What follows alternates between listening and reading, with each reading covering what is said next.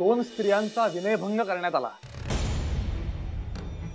त्यातल्या एकीनं असं लांछनास्पद जीवन जगण्यापेक्षा मारुतीच्या पारावर आत्महत्या केल्याचं कळलंय। थांबा थांबा,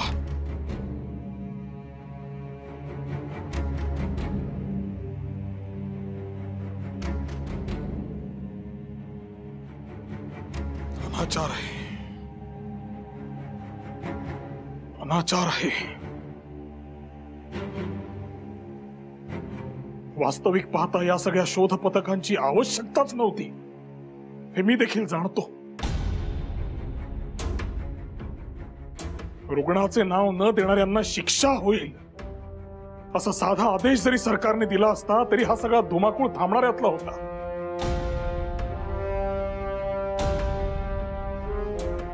या सगळ्यात गोऱ्या सैनिकांपेक्षाही नेटिव्ह गृहस्थ अधिक दोषी आहेत। गोऱ्या सैनिकांना हिंदू रूढी परंपरा संस्कृती चालीरीती माहित नसणं स्वाभाविकच आहे, परंतु त्यांच्या एतद्देशीय मदतनीसांनी त्यांना योग्य सूचना द्यायला हव्या होत्या। जे घडून गेलं त्याबाबत आपण काही करू शकणार नाही आहोत, पण आता इथून पुढे आपण काय करणार? हा अन्याय सहन करायचा का या विरुद्ध कृती करायची? आणि देशभरातल्या लोकांच्या प्रश्नांना वाचा फोडण्याचं काम जर काँग्रेस करतं तर काँग्रेसचे लोक यावर काहीच का बोलत नाहीत? बड्या बड्या बाता मारणारे तुम्ही सगळे भेकड आहात। मग तुम्ही काय करता?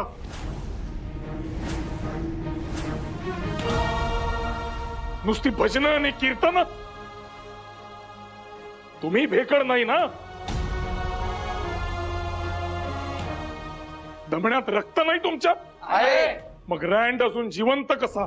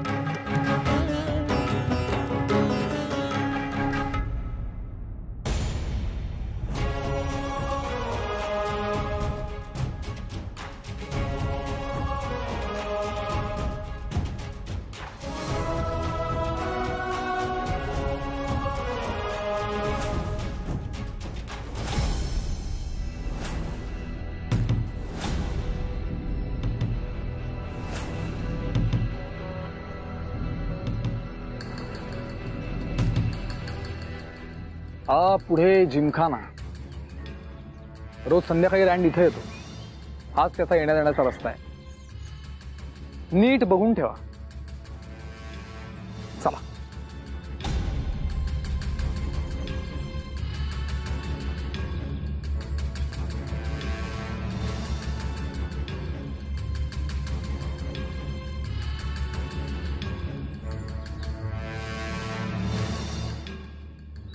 काय रे, इथं काय करताय?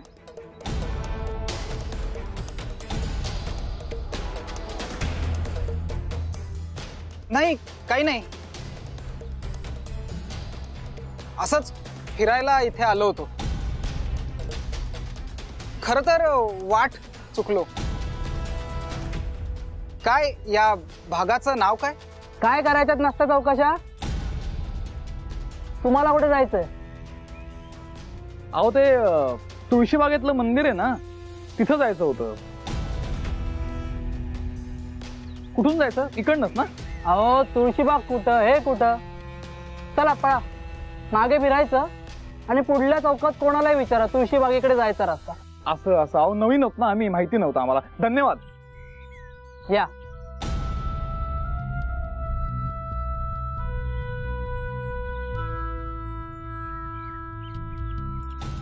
माननीय गव्हर्नर साहेब यांस, लोकांच्या आरोग्याचा प्रश्न या संबंधाने सध्या सैनिकांनी जो धुमाकूळ घातलेला आहे त्याबाबत आम्ही व आमचे वाचक तक्रारी करत राहिलो, पण सरकारने या सगळ्याकडे कानाडोळा केला अनेक प्रतिष्ठित गृहस्थांनी कथन केलेला प्रत्यक्षदर्शी वृत्तांतही निखालस चुकीचा व दिशाभूल करणारा अशी टिप्पणी सरकारने केली.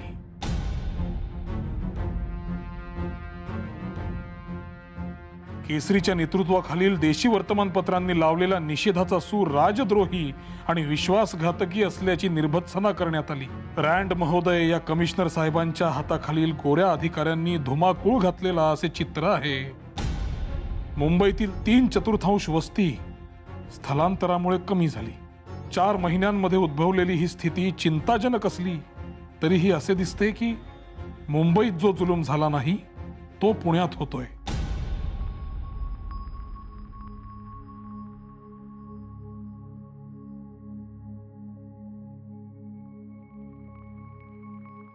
मुंबईत कोणाच्या नित्य व्यवहारावर गदा आणण्यात आली नाही, पण पुण्यात त्यांच्या या व्यवहारावरच नांगर फिरवण्याचे काम चालू आहे.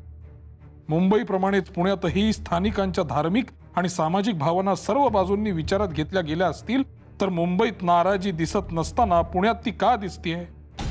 मुंबईत महिला वर्गाला फार त्रास सहन करावा लागला नाही, तो पुण्यात करावा लागतोय. महिलांच्या काखा आणि जांघा यांना तपासण्याचे काम हाती घेतलेले आहे. देशी स्त्रियांना प्लेग आहे का याची तपासणी पुण्यातील रस्त्यांवर होऊ नये असे आदेश असतानाही हा जो प्रकार घडतोय तो निंदनीय आहेच. पण मुळात स्त्रियांना तसे वागवलेच गेले नसेल हे जे सरकारचे म्हणणे आहे, याबाबत असा प्रश्न निर्माण होतो की जर असे नसेलच तर असा प्रतिबंधाचा आदेश देण्याची गरजच काय होती? आत्मसंतुष्टता व देशी लोकांविषयी प्रचंड तिरस्कार ही भारतातील ब्रिटिश प्रशासनाची व्यवच्छेदक लक्षणं झाली आहेत. Balwant Gangadhar Tilak.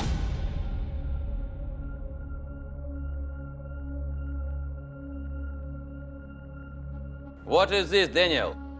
Just following your orders, sir. They are filthy people. Rather than taking medication, the rage of London will be directed at us if the death toll rises tomorrow.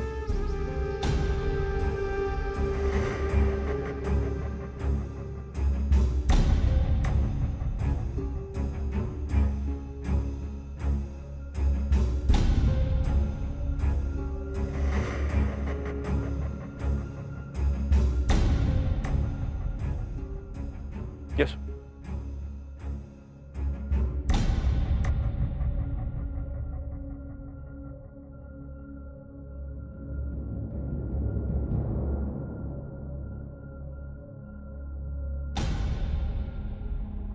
On 22nd June, Governor Lord Sanders will hold a feast at his Ganesh Convention.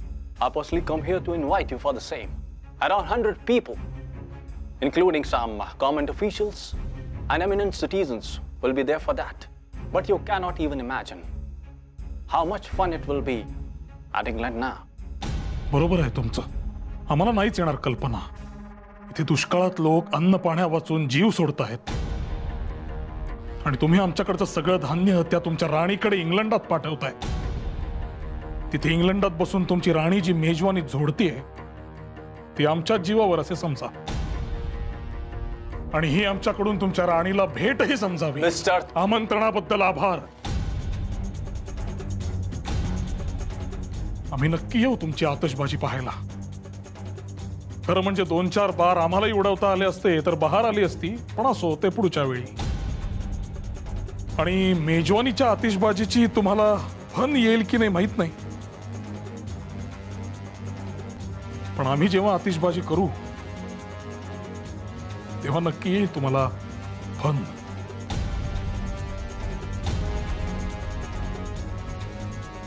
या आता.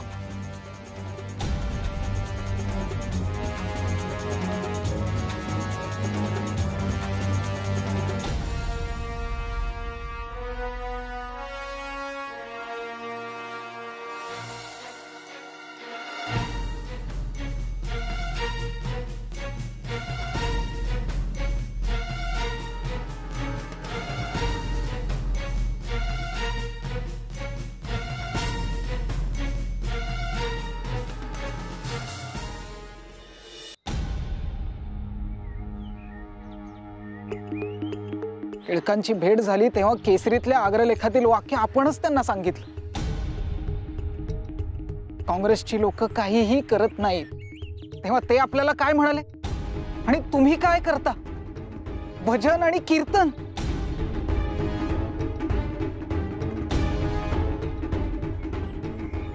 दादा दादा त्यांचे ते धारदार शब्द आणि ती नजर ना कानात शिस ओतल्यासारखे गेले. खरंय, टिळकांची भेट झाल्यापासून त्या रँडचा चेहरा डोळ्यांसमोरून हलत नाहीये माझ्या. त्याचा सूड घेण्यासाठी हात शिवशिवतायत. बस झालं आता. त्या रँटला आता संपवायलाच हवं. शांततेने आणि चर्चेने प्रश्न मार्गी लागतील, समस्या सुटतील. ही बाबडी आशा आता सोडा. त्या रँटचा काटा आता काढायलाच हवा. पण कसा? जिमखाना आणि चर्च मधले दोन्ही प्रयत्न फसलेत आपले. पुणे सोलापूर मार्गावरील सेंट मेरीज चर्च मध्ये दर बुधवारी आणि रविवारी रँड येतो हे कळल्यावरती आपण खरं तर त्याच्यावरती अगदी नीट पाळत ठेवून होतो. पूर्ण तयारीनिशी गेलो. पण काय झालं? रँड चर्च मध्ये कधी येऊन कधी गेला आपल्याला समजलंही नाही. त्या दिवशी जिमखान्याच्या वेळी इतर लोकांमुळे आपल्याला काहीच करता आलं नाही. निघून यावं लागलं परत आपल्याला. ते काय नाही.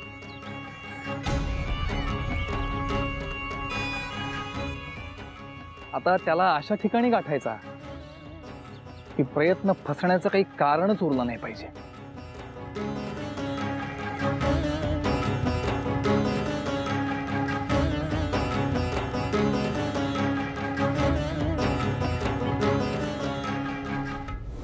बावीस जून राणीच्या राज्यारोहणाच्या 60व्या वाढदिवसाचा मुहूर्त चालू आहे. त्यानिमित्ताने मेजवानीचं आयोजन केलंय. अनायसे गर्दी असेल, रँड इतर कामात वगैरे असेल आणि बेसावध असेल. याहून उत्तम मुहूर्त पुन्हा सापडायचा नाही. गणेश खिंडीच्या रस्त्यातून तो जाईल, तिथंच त्याला गाठूया. हे सगळं खरंय, पण मारायचे कसे? आपल्याकडे तलवारी आहेत, पिस्तुले आहेत. तलवारीने मारायचा प्रश्न नाही, पण पिस्तुल्याने मारायचं झालं तर गोळ्या लागतील. त्या आपल्या जवळ नाही. मग करायचे कसे? आणि गोळ्या मिळवायच्या म्हणजे चौकशा होणार नाही. आपल्याला तलवारीच वापरायला लागतील. त्या गळ्यात अशा प्रकारे अडकवू की कोणाला कळणार नाही. माझ्याजवळ असलेली 6 वारी पिस्तूल मी घेतो. महादेव रानड्यांची 5 वारी पिस्तूल आपण बापूरावांकडे देऊ. त्यात फक्त एकच गोळी आहे आणि ती आपल्याला कधीही कामी येऊ शकते, म्हणून तीही घेऊया. आणि दादा, तू तुझी तलवारीही घे. हो, जेव्हा रँडची बग्गी त्या रस्त्यामधनं जाईल तेव्हा आपण इशारा म्हणून परवलीचं वाक्य उच्चारायचं.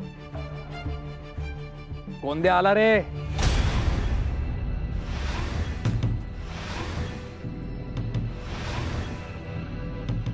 ते ऐकून आपण सावध व्हायचं आणि बग्गी टप्प्यात येताच त्याच्यावर हल्ला करायचा.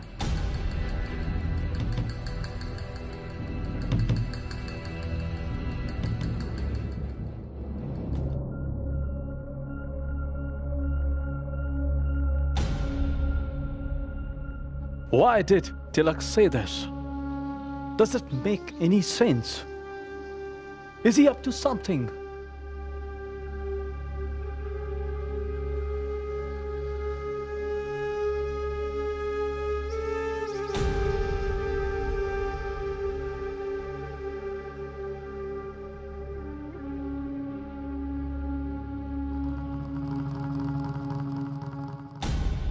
What are you talking, Daniel?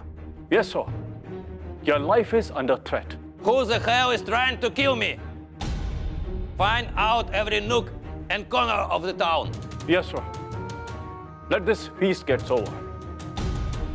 I'll take every single corner of this town. Damodar, तुला भीती नाही ना रे वाटत? भीती कसली? पकडले जायची का मरणाची? अरे असे 10 जन्म मी हसत ओवाळून टाकेन. मी कोणत्या कृत्याला सामोरं जातो याची मला पूर्ण कल्पना आहे. कदाचित यानंतर मला सर्व सुखांचा त्याग करायला लागेल. नाना प्रकारच्या हाल अपेष्टा भोगाव्या लागतील. पण यज्ञकर्मातल्या आहुतीप्रमाणे मी अग्निकुंडात उघड्या डोळ्यांनी माझ्या आयुष्याची समिधा टाकणार आहे. आणि कदाचित त्यात मी जळूनही जाईन. पण प्रल्हादाप्रमाणे ईश्वर मला प्रत्येक संकटामधून सोडवेल याची मला खात्री आहे.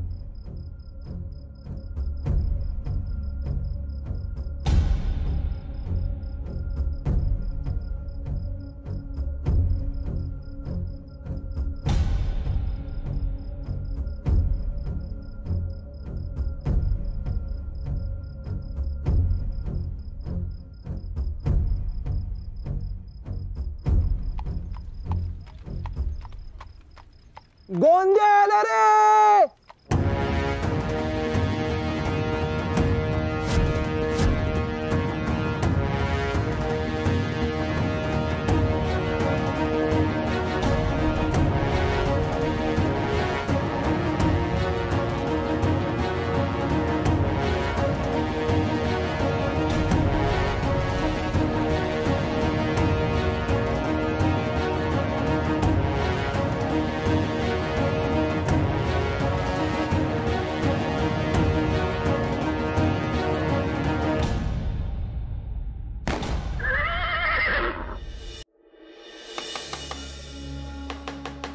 हॅलो, थांबा.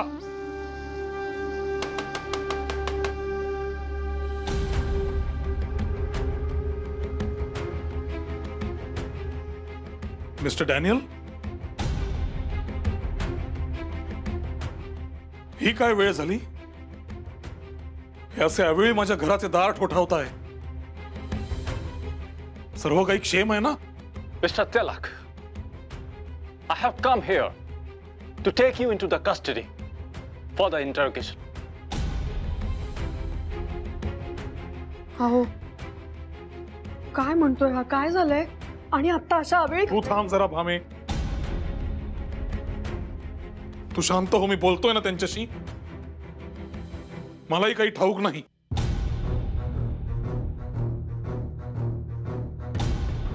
Tell me what exactly has happened. Did you come to the feast? And what time did you leave?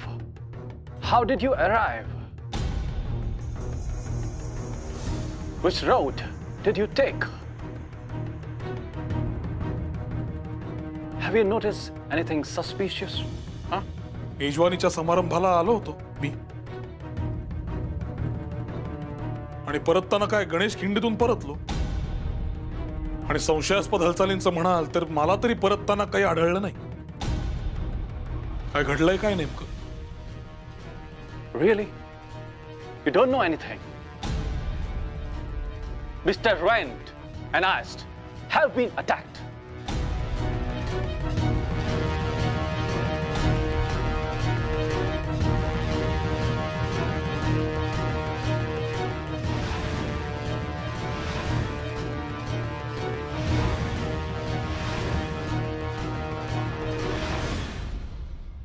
Ast was shot dead, and Rand was taken to Sassoon Hospital.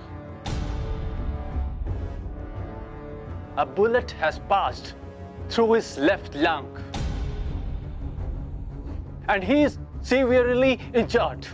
अहो सांगा ना मला काहीतरी, नेमकं काय म्हणतोय? थांब जरा भामे. अद्याप जिवंत आहेत ना रँड साहेब?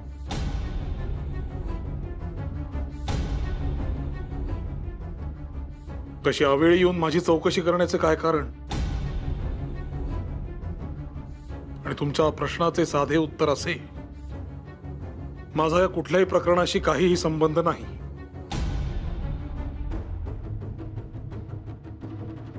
निघा तुम्ही आता. Okay, I'm going now, but I'll be back very soon. Wait and watch, Mr. Tilak.